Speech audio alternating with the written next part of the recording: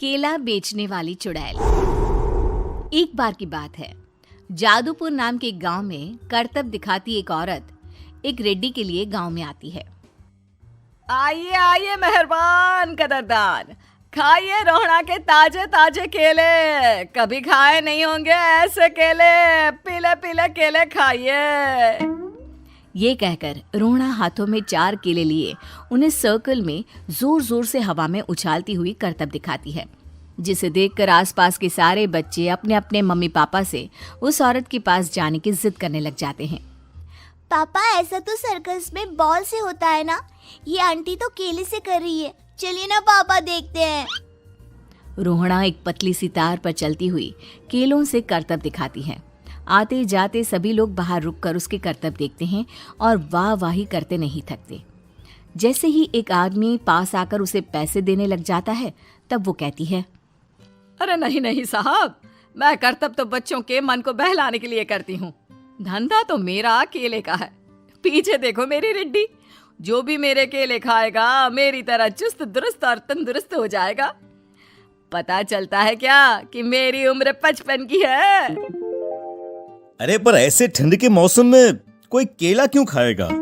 ये ऐसे वैसे केले नहीं है साहब, ये शरीर में गर्मी देते हैं, ठंड को दूर भगाए जो भी रोहिणा के केले खाए। पापा, अगर मुझे केले नहीं मिले तो मैं घर नहीं जाऊंगी। तभी उसके पापा कहते हैं कि बेटा, केले ठंड में कभी गर्मी नहीं देते। ये सब कहने की बातें हैं, सामान बेचने का तरीका है इनका। पर पिंकी नहीं मानती। मैं केले खाऊंगी। पिंकी की जिद के आगे नत्थू हार जाता है और उसे केले खरीद कर दे देता है। पिंकी खुश होकर केले घर ले आकर खाती है। अब मैं भी करतब करूंगी, कितना मजा आएगा, जादुई केले। पिंकी पहला केला खत्म भी नहीं करती कि वो बेहोश हो जाती है। दूसरे केले से एक काला धुआं आता है और रोहड़ा चुड़ैल बनकर बाहर निकल आती है। मेरे भूतिया केले बच्चे न खाए, ऐसा हो ही नहीं सकता। जादूपुर वालों, कब तक बचोगे? आ गई हूं मैं रोहड़ा, जिसका कोई नहीं कर सकता सामना। रोहड़ा पिंकी को गोद में उठाकर काले धुएं में कहीं गायब हो जाती है।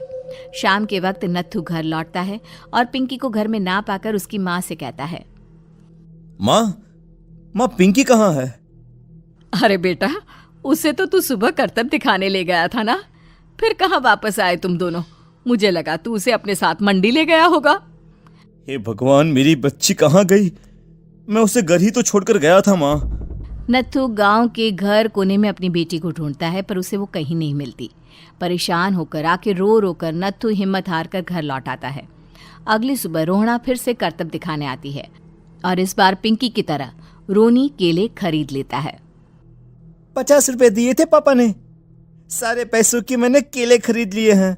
अब मैं भी आंटी की तरह ही करतबबाज बन जाऊंगा। यही सोचते हुए रोनी केले खाता है और पहला अकेला केला आधा खत्म भी नहीं करता कि चुड़ैल उसके सामने आ जाती है। मेरे साथ चलने का समय आ गया है रोनी। ये तो बस शुरुआत है। अब इस गांव के सारे बच्चे धीरे धीरे मेरे कब्जे में होंगे, एक बच्चा भी नहीं बचेगा। ये कहकर रोनी को गोद में लेकर काले धुएं में अदृश्य हो जाती है।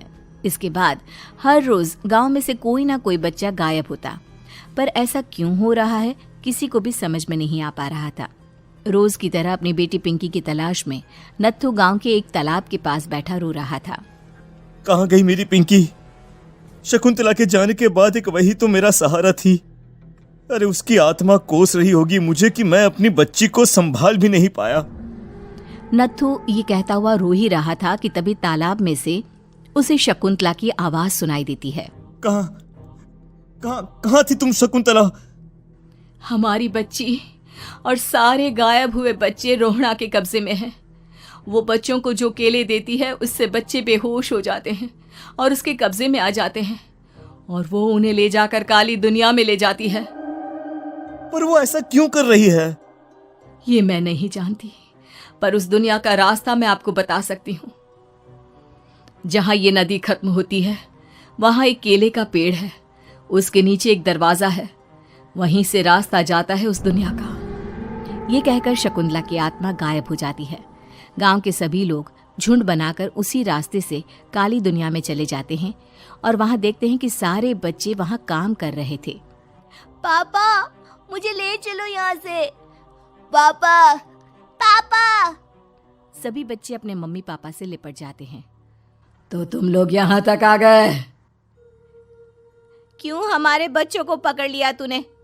तुझे शिकार ही बनाना है तो ले, हम सब आ गए हैं, हमें खा ले। नहीं, मुझे बच्चे चाहिए, मेरे बच्चे के बदले तुम लोगों के बच्चे। क्या मतलब? मैं इसी गांव में रहने वाली एक औरत थी। केले की चोरी के इल्जाम में मेरे बेटे को गांव वालों ने इतना मारा कि वो मर गया। उसी दिन मैंने ठान लिया कि गांव वालों का भी वही हाल करूंगी। कुछ दिन बाद बेटे के चले जाने के दुख में मैं भी मर गई और मेरी भटकती आत्मा एक चुड़ैल बन गई। और फिर मैंने बदला लिया तुम सबके बच्चे छीनकर। बर्दाश्त नहीं कर पाए ना, सोचो मुझ पर क्या बीती होगी। हमें माफ कर दो रोना, पता नहीं ये किसकी गलती थी पर हम सभी माफी मांगते हैं। हमारी खुशियां लौटा दो, तुम भी तो एक माँ हो। गांव वालों की बात सुनकर रोना का मन पिघल जाता है और वो बच्चों को छोड़ देती है। उसके बाद काली दुनिया बच्चों के लिए जादुई दुनिया बन जाती है। अब कोई भी कभी भी वहां आ जा सकता था।